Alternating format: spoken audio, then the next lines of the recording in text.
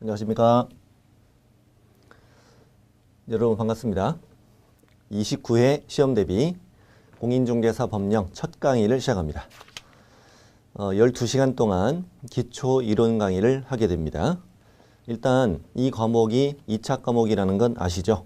네, 아십니다. 2차 과목에서 2차 과목은 이제 1교시, 2교시 이렇게 진행되는데 1교시는 공인중개사 법령과 부동산 공법, 이게 80문제 시험을 보시고 2교시 때 공시법, 세법 이렇게 40문제 시험을 보시게 되죠. 시험이 무려 4시까지 진행이 됩니다. 오후에. 이제 이 과목은 2차 과목인데 다른 과목에 비해서는 약간 쉬운 편이다. 이렇게 평가가 되고 있어요. 그래서 상대적으로 다른 과목보다는 조금 더 높은 점수를 얻을 수가 있죠. 자, 그리고 저를 간단히 소개해 드리면 저는 정지웅이라고 합니다.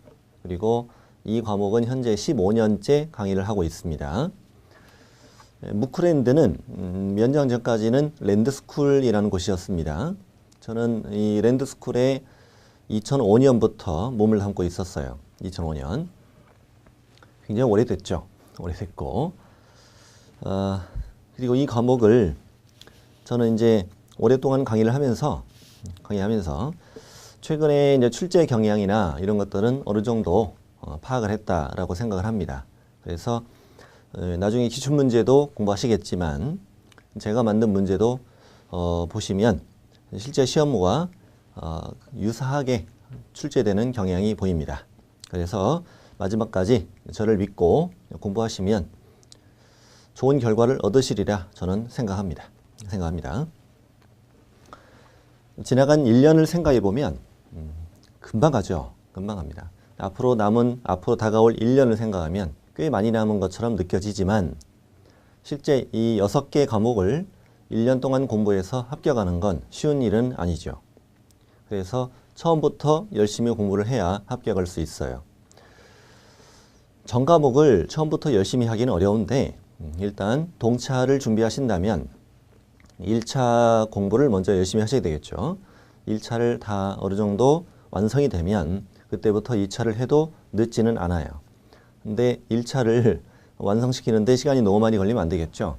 그래서 적어도 제 생각에는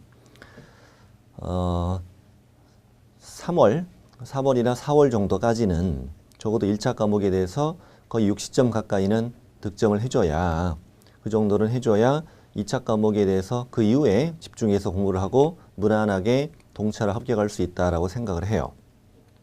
그래서 이 과목은 처음부터 복습을 너무 열심히 하지 마시고 처음엔 강의 위주로 기본서 위주로 정리를 하고 그리고 1차 과목에 대해 어느 정도 공부가 되면 그 다음부터 공부를 하셔도 늦지는 않습니다. 이번에 이제 기초 이론 강의는 프린트로만 진행이 됩니다. 네. 그리고 12시간 진행이 된 다음에 기본 이론 들어가는데 기본 이론은 기본서 그리고 심화 이론도 기본서로 진행이 됩니다. 기본서는 당연히 제가 만들었습니다. 제가 만들었는데 제 생각입니다. 제 생각엔 대한민국에 그보다 더 잘 만들어진 책은 없다라고 생각합니다. 나중에 책을 받아보시면 아실 겁니다. 이론 내용은 물론이고 그리고 이 내용이 어떻게 문제가 출제되는지 그 경향까지 지문까지 다 넣어드려서 기본서만 읽어도 합격하는 데는 지장이 없습니다. 네. 시중에는 여러 출판사별로 책들이 많이 있습니다.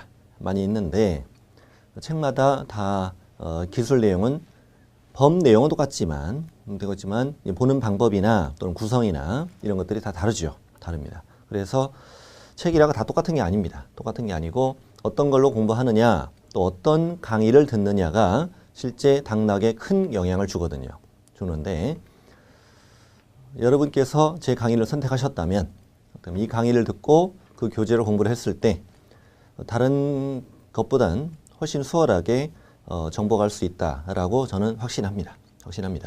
믿고 마지막까지 열심히 공부해 봅시다. 이 과목에 대해서 이제 설명을 좀 드리죠. 이 과목을 오늘 받으신 프린트에 보면은 제목이 맨 위에 공인중개사 법령 부동산 거래 신고 등에 관한 법령, 중개 실무 이렇게 구성이 됐는데 40문제가 어떻게 구성되냐면 공인중개사 법령은 30개 정도 나와요. 저번 28회 시험을 기준으로 말씀드립니다. 30문제 정도 나오고 부동산 거래 신고 등에 관한 법령은 5문제 정도, 중개 실무도 5문제 정도 출제가 돼요. 자, 그리고 이번 28회 시험을 치른 다음에 제가 지문 분석을 해봤어요. 지문 분석을. 이번에 출제된 게 총 187개의 지문이 나왔어요. 왜 200개가 아니냐면, 아니 40문제에 5개 지문이면 200개 아니냐 이렇게 생각하실 거 아닙니까? 근데 왜 200개가 아니냐면 박스 문제가 나오는데 박스 문제가 해마다 10문제 정도가 나와요. 이번에도 10문제가 출제됐는데 박스는 어떤 문제냐면 다음 보기 중 옳은 것으로 모두 묶은 걸 찾아라 이런 문제예요. 근데 박스 문제는 박스 안에 보기가 3개나 4개를 줘요. 그래서 이번에 10문제 중에 8문제는 보기가 4개였고 2문제는 보기가 3개였어요. 그래서 187개의 지문이 출제됐어요. 이 중에서 무려 73%의 지문이 기존에 이미 기출된 지문과 유사하거나 같은 지문이었어요. 그래서 기출문제만 열심히 풀어도, 물론 이론 내용도 공부를 한 다음에, 이론 내용을 공부한 다음에 기출문제만 완벽하게 소화를 해도 74%를 맞출 수 있다는 얘기예요. 그리고 나머지 26%가 새롭게 출제된 지문인데 26% 중에서 약 26% 중에서 8%는 2017년에 신설되거나 개정된 내용이었어요. 신설 개정된 내용은 올해 처음 출제될 수밖에 없는 내용이죠. 당연한 거예요. 그런데 신설 개정된 내용은 수업 시간에 굉장히 중요하게 다뤄요. 그래서 당연히 다 습득을 했을 내용이에요. 그래서 당연히 다 맞출 수 있는 문제죠. 문제입니다. 그러면 약 18%의 지문이 과거에 한 번도 안 나왔던 내용에 대해서 문제가 나왔던 건데 당연히 수업 시간에 다룹니다. 이 내용은 시험에 나올 만한데 한 번도 안 나왔습니다. 이런 식으로 강의를 당연히 하는 내용이에요. 근데 출제위원들은 100점 맞는 건 굉장히 싫어해요. 자존심이 있기 때문에. 그래서 해마다 못 맞추는 지문, 맞추기 어려운 지문을 약 5% 정도 출제를 해요. 이거는 현실적으로 맞추기가 어렵다. 그럼 이제 5%의 지문입니다. 문제가 아니라. 한 문제에 5개를 다 모르는 게 아니고 한 문제에 대해서 다음 중 틀린 걸 찾아라 그랬어요. 근데 3개 지문은 다 맞아요. 근데 2개 지문은 둘 중에 하나가 답일 텐데 2개 다 모르는 지문이에요. 왜 모르냐면 중개 실무 쪽 가보면 이 시험 범위를 벗어나는 문제도 내요. 실무다 보니까. 근데 2개 지문은 내가 모르겠는데 둘 중에 하나 답이야. 그럼 찍으면 50% 확률로 맞출 수는 있잖아요. 그래서 실제로 맞추는 분도 많아요. 둘 중에 한 분은 맞출 테니까. 그래서 결과적으로 본 강의를 끝까지 잘 들으시면, 처음부터 끝까지 다 완주하시면 95%의 적중이 돼요. 적중. 공법이나 공시세법은 고득점 받기가 쉽지 않아요. 60점 미만으로 맞는 분도 많아요. 근데 이 과목은 합격하신 분 중에 80점 이하로 맞는 분들이 거의 없어요. 거의 없고 이번 28회 시험을 합격하신 분들 제가 쭉 얘기를 좀 들어보면 90점 넘는 사람도 굉장히 많고 지금까지 제가 알고 있는 최고 득점은 97.5예요. 97.5. 90점 이상이 한 3분의 1 정도 되는 것 같고요. 그리고 80점 이상이 나머지 대부분입니다. 합격하신 분 중에 80점 이하는 거의 없고 심지어 불합격하신 분도 70점은 거의 다 넘어요. 거의 다 넘습니다. 네. 그래서 이 과목은 고득점이 가능하고 우리가 목표로 삼아야 될 점수는 80점이에요. 80점. 80점 이상으로 득점해야 안전하게 합격할 수 있다. 그리고 앞으로 우리가 이제 공부할 계획은 이렇습니다. 일단 기초이론, 그 다음에 기본이론, 그 다음에 심화이론 통해서 기본 이론 내용을 다 공부하고 완벽하게 공부를 한 다음에 그 다음에 이제 문제를 풀어야 될 텐데 문제를 풀 때 가장 처음엔 뭘 먼저 풀어야 돼? 기출문제를 먼저 풀어야 돼요. 기출문제를 완벽하게 풀어야 돼요. 완벽하게. 우리 무크랜드에서도 기출문제집을 출간해요. 200문제 선정해서 출간합니다. 최근 5년치만 하는 건 아니고 10년 정도로 넓혀서 물론 최근 것들이 더 중요한 게 많아요. 최근 것들이 대부분이고 그 뒤에 이제 뒤에 5년도 중요한 거를 넣어서 이렇게 200문제를 만듭니다. 이런 식으로 출간을 합니다. 완벽하게 공부를 할 줄 알아야 됩니다. 그 다음에는 제가 낸 문제를 이제 풀게 되겠죠. 예상문제집. 예상문제집은 기출문제집보다 더 어렵습니다. 물론 기출문제와 유사한 정도의 난이도가 일단 반 이상은 되고 그리고 나머지 반 이상은 기출문제보다 수준 이상 되는 문제로 구성이 돼요. 그래서 그 문제는 이제 늦은 봄이나 초여름 정도에 이제 하시게 될 텐데 거기까지 정복을 해야 고득점이 가능합니다. 그때쯤 되면 요약집도 나옵니다. 요약 강의, 그다음에 문제풀이 강의 진행이 되는데 요약 강의는 따로 있어요. 12시간짜리. 요약집만 가지고 하는 강의가 따로 있고 그다음 예상 문제집 강의가 무려 28시간 진행이 되는데 이 예상 문제집 그 강의 안에서도 이론 정리하고 요약집으로 이론 정리를 하고 문제를 풀고 이런 순서로 쭉 진행이 돼요. 정리하고 문제 풀고 정리하고 문제 풀고 이런 식으로 진행이 되는데 그 과정까지 진행이 다 완벽하게 되어야 고득점이 가능하게 된다 이겁니다. 그런 다음에 이제 마무리는 모의고사 문제집이라고 있어요. 10회분, 40문제 10회분이 들어있는 모의고사 문제집이 있고 이거는 이제 주로 저는 살짝 도와만 드리고 스스로 문제를 푸시면서 테스트를 하는 거죠. 그리고 공부도 하는 거고 제가 10회분을 다 출제하기 때문에 꼼꼼하게 빠지지 않게 문제를 다 구상합니다. 쉬운 문제부터 어려운 문제까지 다 구성을 하죠. 그리고 맨 마지막 9월 말 그리고 10월 달 그때까지 가면 특강을 진행을 해요. 특강을.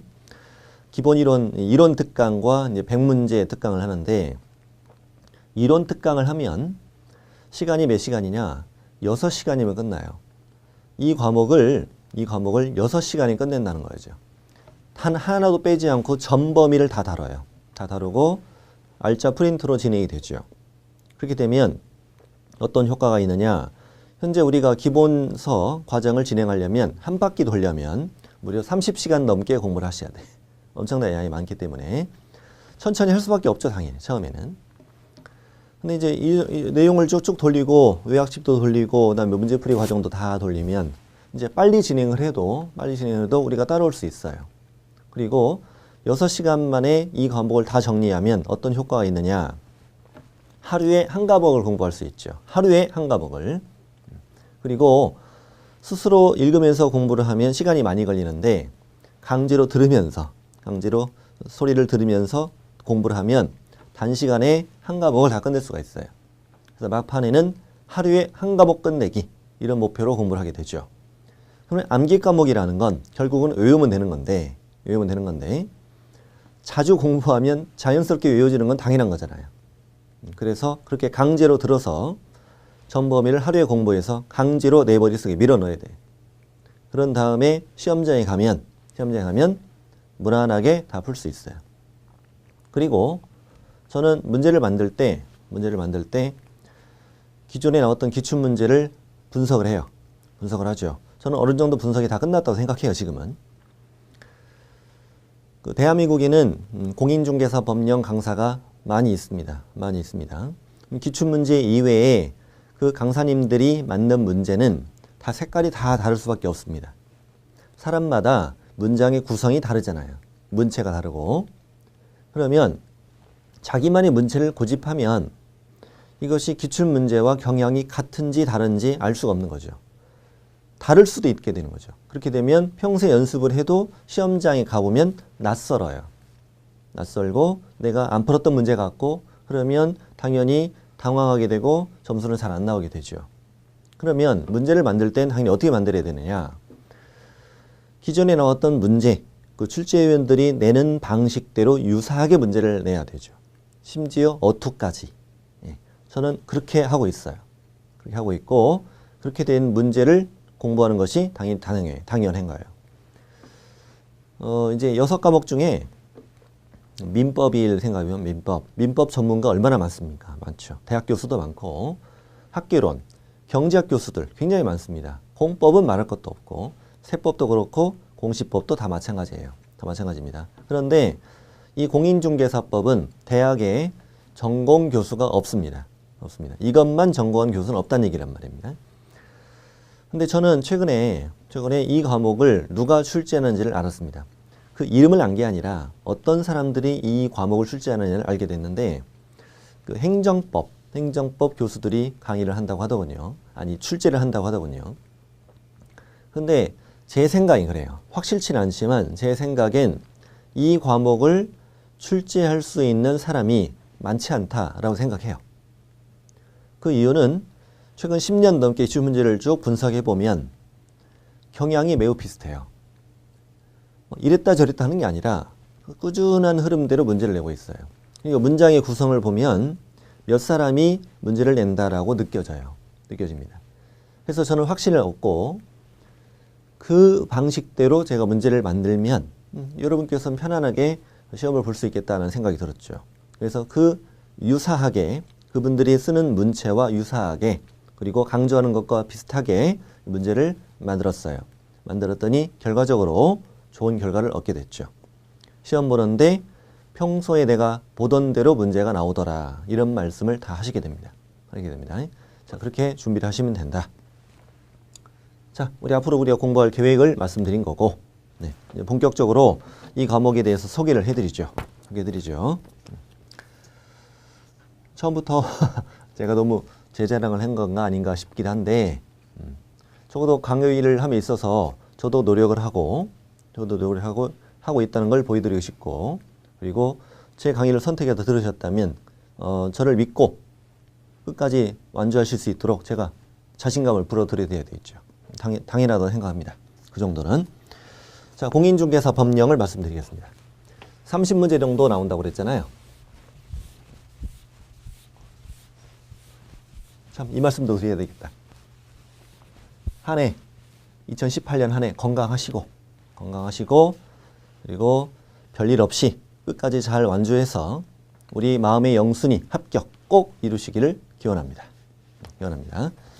자, 공인중개사 법령을 말씀드리는데, 자, 오늘은 주로 이제 용어를 공부할 거예요. 용어도 공부하고, 공인중개사 시험 절차도 공부하고 이럴 건데, 그게 총칙에 그 내용이 들어있어요. 총칙에는 이 법에서 주로 사용되는 용어가 들어있다. 용어. 중개, 중개업, 공인중개사, 개업 공인중개사, 소속 공인중개사, 중개보조원 이런 용어를 오늘 공부하실 거예요. 용어가 굉장히 중요해요. 가장 기본이잖아요. 그게 기본. 그 다음에 오른쪽에 공인중개사 시험제도라고 해서 이 법에는 공인중개사 시험제도가 절차가 규정되어 있습니다. 그래서 이 법에 정해진 절차에 따라 자격시험에 합격하고 자격증을 받게 돼요. 이렇게 자격증을 받으면 공인중개사라고 부르겠죠. 그리고 중개업을 하려면 시장 군수구청장에 찾아가서 등록을 해야 돼. 등록. 구가 있으면 구청에 가고 구가 없으면 시청에 가요. 읍이나 면단위는 군청에 가고 우리가 시군구 이렇게 얘기할 땐 그렇게 얘기합니다. 시군구에 가서 등록하면 이자를 개업공인중개사라고 해요. 그러니까 중개업을 하고 있는 사장님을 법적인 용어로 개업공인중개사라고 한다는 얘기예요. 좀 낯선 단어죠. 평소에 잘 안 쓰는 단어죠. 우리 그냥 공인중개사 이럴 줄 알았는데 개업공인중개사라고 한다. 줄이면 개공이라고 해요. 처음엔 어색해요. 어색한데 금방 적으면 됩니다. 개공. 언제 7글자 다 읽어. 개공 이러면 되죠. 약간 좀 개 같잖아요. 그래서 개공 이렇게 부르는데 금방 익숙해질 거예요. 자, 이렇게 개업공인중개사가 되면 하게 되는 여러 가지 일들을 배우죠. 중개업 이외에 겸업도 있고, 그다음에 고용인이라고 해서 우리 이제 소속 공인중개사, 중개보조원 그들의 고용신고, 고용학의 종료신고, 그들의 업무상 행위에 대한 내가 책임 이런 거 공부해요. 그다음 사무소 설치와 이전 이런 것도 공부하고, 그다음 법인을 만들어서 등록해서 개업공인중개사가 될 수도 있는데 법인인 개업공인중개사라고 합니다. 그 자들은 분점을 둘 수도 있다. 이 분사무소라고 합니다. 이것도 배우게 되고, 다음에 인장. 인장은 우리 개공들이 계약서 쓸 때 보면 이름 쓰고 도장 찍죠. 그게 인장이에요. 시군구에 등록할 때 인장도 같이 등록해요. 내가 이런 도장을 쓸 거야. 그런 다음에 그 도장을 중개행위에 사용하는 거예요. 내가 책임을 지겠다는 의미가 되겠죠. 그다음에 휴업이나 폐업 이런 것도 공부하게 되고 그래요. 오른쪽에 이제 중개계약, 여기는 좀 칠판을 보셔야 됩니다. 자, 이 사람은 집을 팔고 싶은 사람, 매도 의뢰인이라고 해요. 매도 의뢰인. 자, 개업공인중개사에게 찾아가서 우리 집 팔아주세요 이렇게 얘기해. 그러면 이걸 청약이라고 해요. 민법에서 청약. 청약의 의사표시 이렇게 하죠. 개공은 알았어요. 잘 팔아드릴게요. 이거 승낙. 승낙의 의사표시라고 해요. 우리 의사표시 합치가 되면 이게 법률행위, 이 중에서 이 계약에 해당하죠. 이 계약을 중개계약이라고 한다. 우리가 살면서 이걸 계약이라고 생각하고 살진 않았죠. 그렇습니다. 그냥 뭐 개공에게 전화해서 나는 어디 사는데 우리 집 팔아달라, 얼마에 팔아달라 이렇게 얘기한 거지 이걸 계약이라고 생각하진 않았어. 그러나 오늘부터는 이건 계약이구나. 우리 집 팔아줘. 알았어. 그 무슨 계약? 중개계약이다. 중개해줘. 알았어. 뭐 이런 뜻이겠죠. 그 다음에 집 좀 사주세요. 이것도 청약. 알았어요. 승낙. 이것도 그러면 무슨 계약? 중개계약이야. 중개계약. 이 매수가 이 집을 사러 나를 찾아왔다면 나는 오늘 땡 잡은 거죠. 양쪽이 복비 받잖아요. 개공들이 흔히 양타를 쳤네 이렇게 얘기합니다. 양타 쳤네. 네. 근데 이제 이 개공이, 이 의뢰인이 다른 개공을 찾아갔다. 근데 이 개공은 저 물건이 없잖아요. 컴퓨터로 조회를 해요. 또 얘가 가지고 있네. 얘한테 연락해서 같이 이렇게 4명이 중개한다. 공동 중개한다 이렇게 얘기해요. 공동 중개한다. 복비는 반밖에 못 받죠. 네. 각자 이렇게 복비를 받게 될 테니까. 그러니까 이거 양타 치는 거예요. 양타. 가끔 쓰리타도 있어. 쓰리타. 쓰리타는 뭐냐면 네. 집을 얘가 샀는데 집을 사자마자 이걸 전세를 내는 거야. 그러면 이렇게 매매 계약하고 이렇게 전세 계약을 한단 말이죠. 그러면 매매, 얘는 매매, 임대차, 얘는 임대차 복비를 받으니까 쓰리타를 치는 거지. 개 타는 날이야. 개 타는 날입니다. 네. 자, 이렇게 이제 양쪽을 만났어요. 만나면 그 다음에 할 일이 뭐냐면 의뢰받은 물건을 잘 분석해서 이걸 살 사람에게 설명해 줘야 돼. 이걸 확인 설명 의무라고 한다. 확인 설명 의무. 개공에게 주어지는 의무 중에 제일 중요한 의무예요, 이게. 당연히 등기부 떼서 권리관계 설명해야 돼, 안 해야 돼? 해야죠. 해야 됩니다. 그러려면 권리관계에 대해서 설명하려면 내용을 알아야죠. 그렇기 때문에 민법도 공부하고 등기법도 공부하고 그러는 거예요. 이런 걸 설명하기 위해서. 그리고 소재지나 지목이나 면적이나 이런 것도 설명해 줘야 되니까 지적에 관련된 것도 공부한 거고, 그 다음에 토지를 중개하는데 어떤 용도, 지역, 지구 안에 있는지, 어떤 행위자를 받는지 이런 걸 설명하려면 공법도 공부해야 되는 거죠. 세금도 설명해야 되니까 세법도 공부하는 거고, 우리가 다른 과목을 공부하는 이유예요. 이유고, 그 다음에 이 둘 간에 이제 매매계약이 체결됐다. 체결되면 중개가 완성되었다 이렇게 얘기해요. 중개가 완성되었다. 중개 완성되면 뭘 써줘야 돼? 그렇죠. 계약서 써줘야 되죠. 계약서. 계약서를 써주는데 이 당사자 간에 이루어지는 계약은 매매, 교환, 임대차 여러 종류의 계약이 있단 말입니다. 당사자 간에 이루어지는 계약을 하나의 단어로 묶어서 또 얘기해요. 이걸 거래계약이라고 합니다. 거래계약. 그러면 매매계약서, 교환계약서, 임대차계약서 이런 걸 뭐라고 부르겠어요? 거래계약서라고 부르겠죠. 거래계약서를 당연히 작성해야 되죠. 우리가 작성해야 되죠. 작성하는 방법도 알아야 되고요.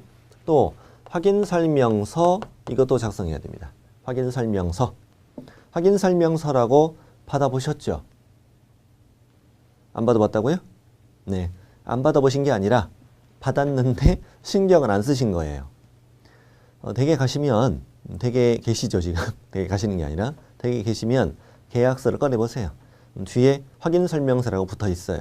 반드시 주게 되어 있습니다. 안 주면 영업정지 석 달이에요. 석 달. 반드시 주게 되는데 신경 안 써서 그래요. 확인설명서는 그럼 뭐냐? 내가 확인설명했던 걸 여기다 담는 거죠. 서식 있습니다. 우리 법에 서식 있어요. 작성해서 이게 주는 거죠. 그 말은 내가 이렇게 너에게 설명을 잘 해주었다. 문제없이 설명했다. 그럼 이 과정에서 만약에 문제가 생겼다. 나중에 손해를 입었다. 그럼 책임져야 되죠. 책임진다는 의미를 갖기도 해요. 이 확인설명서가. 손해배상 책임의 근거가 된다는 얘기죠.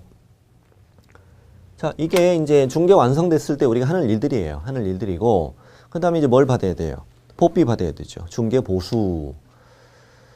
여러분께서는 중개 수수료 이런 단어가 더 익숙하죠. 중개 수수료. 근데 현재 법적인 용어는 중개 보수가 맞아요. 3년 전에 바뀌었어요. 용어가. 중개 수수료 하니까 좀 싸 보이더라 이거야. 없어 보이고. 중개 보수 하니까 좀 있어 보이죠. 있어 보이죠. 별 차이 없다고요? 알겠어요. 알겠습니다. 중개 보수 항의 이론도 배우고 계산 방법도 배우고. 계산 문제 어렵게 해요? 쉽게 해요? 쉽죠. 당연히 곱하기만 하면 되는데 곱하기 나누긴 안 해요. 나누긴 하면 더하기 곱하기 이런 거 말면 됩니다. 네. 근데 의외로 잘 틀린다는 거. 나중에 실무에 나가시면 이 사람이 우리 집 팔아줘 라고 듣는 순간 이마에 얼마라고 써 있는데 이 정도로 계산이 잘 되는데 공부할 때 이게 계산이 안 되는 거 몰라요. 네. 자, 그 다음에 행정처분 벌칙. 이거는 위반 시 받게 되는 제재. 위반 시 받게 되는 제재를 행정처분 벌칙이라고 하는데 가장 힘든 파트예요. 이 부분이. 외울 게 엄청 많아요. 자격 취소, 자격 정지, 등록 취소, 업무 정지 이런 행정처분. 그 다음에 형벌, 3년 이하 징역이나 3천 이하 벌금, 1년 이하 징역이나 1,000만 원 이하 벌금 이거 외워야 되고 과태료도 500만 원 이하도 있고 100만 원 이하도 있고 이걸 다 외워야 돼요. 처음에 이걸 보는 순간 어떤 느낌이 드냐면 사람이 이걸 어떻게 외워? 완전 황당한데? 이런 생각이 드시겠지만 결국 언젠간 다 외우고 있는 자신을 발견하게 될 것이다. 네, 제가 한 줄도 빠지지 않고 다 외울 수 있는 방법을 친절하게 알려드리겠습니다. 네, 알려드리겠습니다. 이 부분을 정복해야 고득점이 가능합니다. 여기까지가 이제 공인중개사 법령인데 30문제에 출제되는 부분인데 양이 그렇게 많아 보이지 않죠? 아니라고요? 다른 법에 비해서 이렇게 양이 많아 보이지 않잖아요. 여기까지 30문제 출제되는 공인중개사 법령이에요. 자, 그 다음에 부동산 거래 신고 등에 관한 법령. 이건 뭐냐? 자, 부동산의 거래를 뭐 해라? 신고해라. 뭐 이런 뜻이겠죠. 부동산 거래에 대해서 신고해라. 그럼 이 부분은 뭐냐? 이 부동산에 대해서, 즉 토지나 건축물에 대해서 매매계약이 됐다. 매매계약이 되면 실제 거래 가격을 시군구에 가서 신고해라. 이런 뜻이에요. 당연하다고요? 뭐 실제 거래 가격 신고 지금 뭘 신고하겠어요? 다운계약 써서 신고하겠습니까? 그럼 다음 위반이 되겠지? 그런데 놀랍게도 이 부동산 거래 신고 제도가 우리나라에 도입된 게 2006년 1월 1일이에요. 그럼 2005년도까지는 대한민국에서 실거래가 신고 의무가 없었다 이 말이에요. 그래서 2005년까지는 다 다운계약서 써서 신고가 다 그랬었어요. 그러다가 이제 2006년 1월 1일부터는 실제 거래 가격을 신고해라. 시군구에. 그래서 실거래가로 취득세 내고 실거래가로 양도세를 내라. 이런 제도를 도입하게 된 거죠. 도입된 거예요. 그래서 지금은 토지, 건축물, 심지어 분양권 이것도 다 신고해야 돼요. 주택 분양권, 상가 분양권, 택지 분양권 따지지 않고 프리미엄 붙여서 팔았으면 실제 거래 가격을 다 신고해야 되고 분양 계약도 실거래가 신고해야 되고 그리고 재건축 아파트 입주권 이런 거 팔았을 때도 다 실거래가 신고를 다 해야 돼요. 그래서 대한민국의 모든 토지 건축물, 분양권, 입주권 이런 건 다 실거래가 신고를 해서 실거래가로 세금을 내라. 이런 제도가 부동산 거래 신고예요. 근데 이 매매 계약을 하는데 매매 계약만 신고하는데 둘 간에 직거래일 수도 있잖아요. 요즘에 직거래는 좀 드물죠. 직거래일 땐 이 둘이 신고하는 거예요. 근데 개업 공인중개사가 중개를 했다. 그러면 개업 공인중개사가 신고해야 돼요. 당연한 거예요. 자, 이렇게 이 부동산 거래 신고 등에 관한 법령은 신고 제도가 있고 또 하나는 허가 제도도 있어. 허가 허가제를 공부하는데 허가는 뭐냐면 대한민국은 건축물로 허가받는 건 없고요. 토지만 허가를 받아요. 허가만. 토지만. 그래서 지가가 급격히 상승하거나 투기가 우려가 있는 지역은 국토부 장관이나 시도지사가 여기를 허가구역으로 딱 지정을 해요. 최대 5년까지 허가구역 지정하면 이 허가구역 안에서 토지를 취득하려면 시군구에 허가를 미리 받아야 한다. 계약하기 전에 미리 허가부터 받아야 된다는 거예요. 허가 안 받으면 무효다. 무효. 그 계약은 무효고 허가를 받아야만 계약하고 토지를 취득할 수 있다는 제도를 받게 된 거예요. 그럼 법에는 이럴 때만 허가를 내줘요 라고 사유가 쭉 적혀 있어요. 실수요성 목적에 맞아야 된다는 거지. 예를 들어서 이 지역에서 나는 현재 농업을 하고 있는 농업인이에요. 농업인인데 내 농업을 하기 위해서 토지를 더 취득하여 이 농업을 하고 싶다. 허가 내주겠어? 안 내주겠어? 당연히 내주죠. 그렇게 실수요 목적으로 들어와야 허가를 내준다는 얘기예요. 투기를 억제하고자 도입한 제도죠. 그래서 부동산 거래 신고 등에 관한 법령은 크게 뭐가 있다? 신고가 또 허가 이 두 가지가 있다라고 생각하시면 됩니다. 5문제 출제됐어요. 지난번에는 28회 때는 5문제 나왔는데 저는 그보다 좀 더 나올 거라고 생각했습니다. 한두 개 정도. 근데 5개 나왔습니다. 올해 처음으로 도입된 부분도 있었는데 그 부분의 문제가 많이 안 나왔어요. 양은 되게 많은데 한 문제밖에 안 나온 그런 내용이죠. 그 부분이 허가 부분이 그랬어요. 허가 부분이 원래 이제 공법에 있었던데 공법에서 빠져가지고 이쪽으로 돌아왔는데요. 허가 파트에서 한 2-3개 나올 거라 생각했는데 하나밖에 안 나왔습니다. 양은 되게 많아요. 수업 시간에 빨리 공부해도 한 2시간 넘게 걸리는 부분인데 한 문제밖에 안 나왔어요. 그 다음에 중개실무라고 써 있는데 중개실무는 진짜 실무를 배우는 게 아니에요. 그렇게 오해하시면 안 되고 진짜 실무를 배우는 게 아니라 실무에 필요한 여러 가지 법들을 배웁니다. 법들을. 주택임대차도 중개해야 되니까 주택임대차 보호법도 배워야 되고 상가임대차도 중개를 해야 되기 때문에 상가임대차 보호법도 배워야 되죠. 그리고 부동산 실명법도 배워요. 실명법. 부동산은 실명 등기를 해야 될 의무가 있으니까 실명법도 배우고 실명법도 출제가 되고 그래요. 그 다음에 심지어 묘지도 배워. 묘지도 땅이잖아. 밤에 공부하면 제맛이 나는 그런 파트죠. 묘지도 배우고 그 다음에 경매도 이 시험법에 들어가요. 개공은 경매 실무도 할 수 있기 때문에 그래서 경매 절차를 배우는데 경매 절차는 민사집행법이라는 법에 들어있어요. 그래서 민사집행법상 그 경매 이론도 다 공부한다. 나중에 합격하신 이후에 실무만 배우시면 될 정도예요. 이렇게 중개실무가 출제가 됩니다. 이 과목 전체 내용은 여기까지 내용이고 이번 시간을 마칠 텐데 어쨌건 이 과목은 고득점을 얻어야 됩니다. 고득점 얻어야 되고 80점 이상. 공인중개사 법령은 거의 다 맞춘다는 마음을 가져야 됩니다. 부동산 거래신고법하고 중개실무 쪽이 조금 더 맞추기가 어렵거든요. 그래서 공인중개사 법령은 30개 정도를 다 맞춘다 이런 생각을 하셔야 되고 일단 기본 이론은 프린트를 진행하는데 그냥 강의만 들으십시오. 복습 열심히 할 필요 없고 기본서가 나오면 그때부터 열심히 하시면 되고요. 그리고 기본서는 기존에 혹시나 이제 2017년에 공부를 하셨던 분들은 이런 생각 하실 수 있습니다. 뭐 작년 책으로 공부해도 뭐 되지 않겠나 이런 생각하실 수 있는데 조금 어려울 수 있습니다. 왜냐하면 2017년에 개정된 내용이 굉장히 많습니다. 굉장히 많아서 책을 만들 때 굉장히 시간을 많이 들여서 다 바꿨어요. 다 바꿨고 그리고 당연히 기본서를 할 때 작년과 똑같이 만들면 성의가 없는 거죠. 그래서 과감하게 뺄 건 빼고 안 나오는 거 뺄 건 빼고 잘 나오는 부분은 강조해서 넣고 그래서 그리고 어떤 형태로 지문이 출제되는지 또 예상 지문도 같이 넣어드렸어요. 넣어드렸기 때문에 새로운 공부는 새로운 책으로 하시는 게 낫겠다 이런 생각이 듭니다. 두 번째 시간에 본격적인 공부를 시작하겠습니다.